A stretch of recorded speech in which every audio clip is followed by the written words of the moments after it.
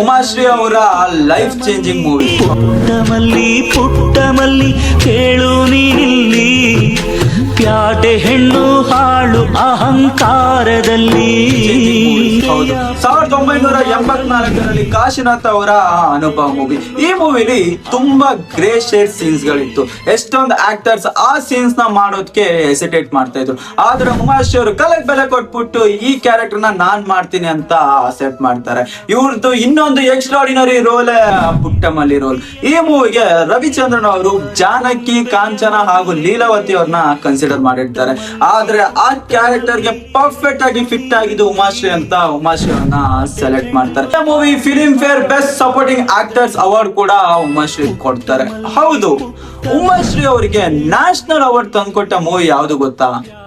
ಅದನ್ನ ನೆಕ್ಸ್ಟ್ ವಿಡಿಯೋದಲ್ಲಿ